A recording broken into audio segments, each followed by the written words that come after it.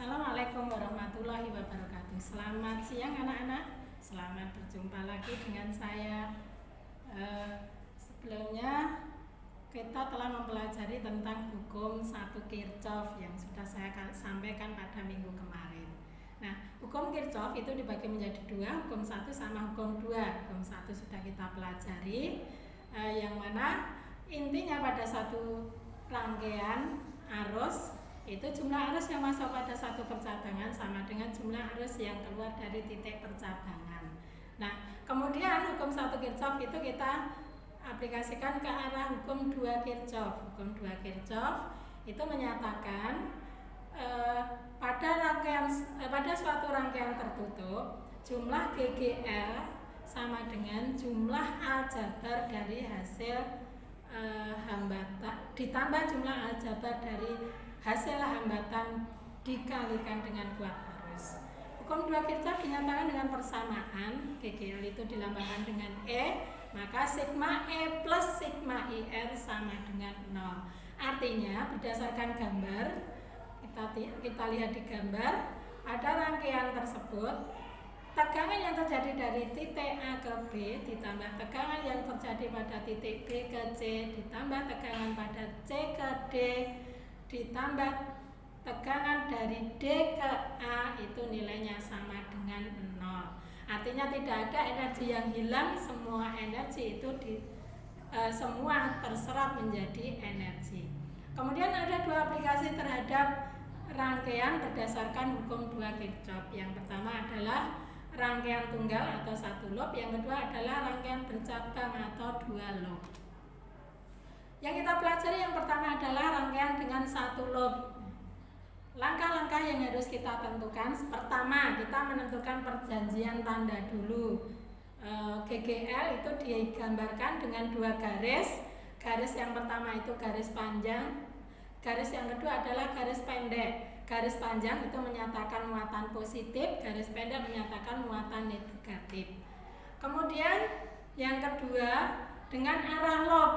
Jadi langkahnya pertama itu kita menentukan arah arus dulu. Arah arus ditentukan, kemudian sembarang. Kemudian yang kedua adalah arah loop juga sembarang. Yang penting kalau arah arus itu searah dengan arah loop maka nilainya positif. Kemudian arah arus berlawanan dengan arah loop maka nilainya negatif. Yang kedua terhadap GGL, arah loop bertemu dengan muatan negatif maka GGL-nya nilainya negatif. Kemudian arah loop berlawanan dengan arah GGL maka nilainya positif. Nah, dari gambar itu ada rangkaian 1 loop di mana arus berjalan dari titik A kemudian ke C, ke D, kemudian ke B. Nah, kemudian kita tentukan arah loopnya. Arah loopnya di sini saya tentukan berlawanan dengan arah jarum jam. Maka berdasarkan hukum 2 Newton, sigma E plus sigma IR sama dengan 0. Yang pertama adalah GGL-nya. Yang GGL E1 itu searah arus atau loop itu akan bertemu dengan muatan positif, maka E1-nya positif. Kemudian menuju ke GGL E2 atau GGL 2. Loop itu akan bertemu dengan muatan negatif, maka E2 nilainya negatif. Sedangkan arusnya searah dengan arah loop, maka nilai arus positif. Sehingga persamaannya menjadi E1 min E2 ditambah I kali R2 plus R1 sama dengan 0. Sehingga kalau kita hitung nilai I-nya sama dengan 0,5 ampere. Kemudian kita lanjutkan yang kedua adalah rangkaian 2 loop. Langkah-langkahnya kita menentukan arah arus sembarang. Kemudian yang kedua juga menentukan arah loop juga sembarang. Nah, di sini saya gambarkan arah arus itu karena B itu merupakan suatu titik percabangan, maka ada I1, I2 dan I3.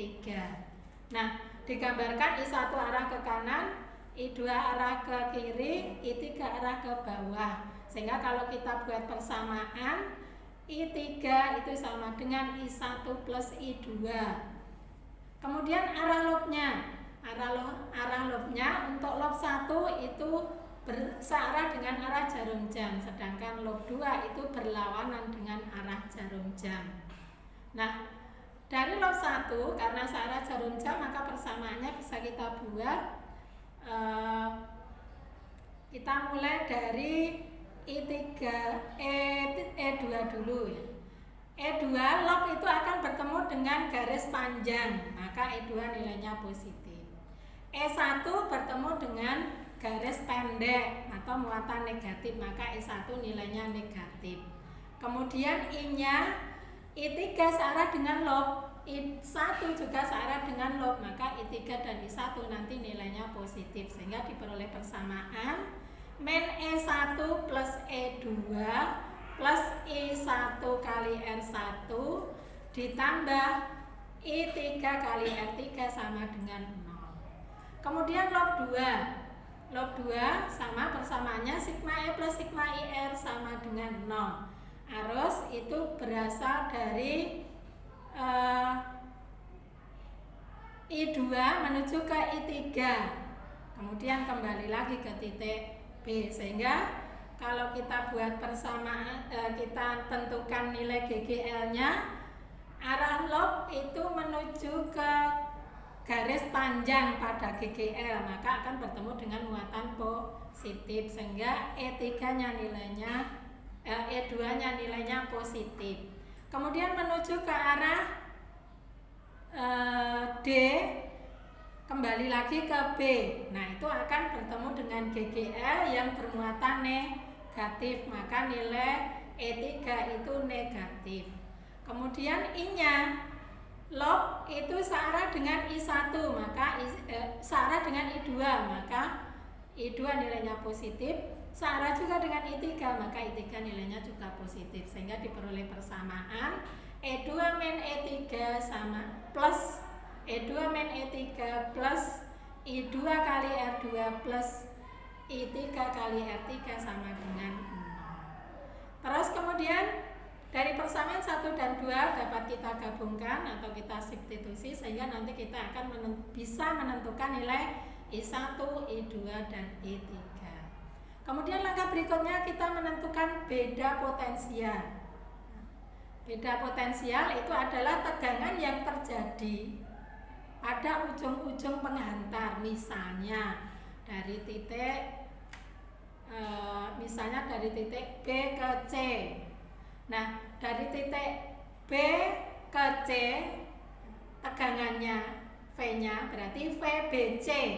Nah, VBC itu nilainya sama dengan E2 karena dari B ke C itu bertemu dengan garis panjang, maka nilainya positif. E2 plus I-nya searah dengan B ke C, berarti nilainya plus, maka persamaannya menjadi E2 plus I3 kali R3 sama dengan 0. Sehingga nilai VAB-nya nanti bisa ditentukan. Kemudian contoh yang lain lagi dari B ke D, D ke B. D ke B itu akan melalui E3, kemudian R2. Maka persamaannya dari D ke B bertemu dengan garis pendek, maka min E3. Kemudian arah arusnya itu nilainya positif karena searah B ke D, maka persamaannya menjadi min E3 plus R2 I2 kali R2, itu nilainya VBD. Kemudian kita menuju ke pembahasan berikutnya adalah jembatan Wheatstone. Pengertiannya merupakan sebuah susunan rangkaian listrik. Nah, susunan rangkaian listrik ini bisa digunakan untuk mengukur suatu tahanan yang tak diketahui berapa besarnya. Model-model rangkaiannya kalian bisa lihat di gambar. Nah, ini ada 3 model, rangkaian 1, rangkaian 2, dan rangkaian 3. Rangkaian 1 itu yang berada di tengah R5, rangkaian 2 juga R5, yang rangkaian 3 juga R5. Maka apabila antara R1 dikalikan dengan R3 itu nilainya sama dengan R2 kali R4, maka R5 itu tidak terpakai. Jadi itu namanya jembatan Wheatstone. Kemudian beberapa ukur yang memanfaatkan prinsip jembatan Wheatstone itu antara lain, yang pertama adalah ohmmeter, yang kedua adalah voltmeter, yang ketiga ampermeter, kemudian yang keempat Steindaught, yang kelima termometer elektronik. Demikian anak-anak informasi dan materi yang sudah diberikan oleh guru, semoga bermanfaat, dan nanti kita lanjutkan ke pembahasan ke soal. Assalamualaikum warahmatullahi wabarakatuh.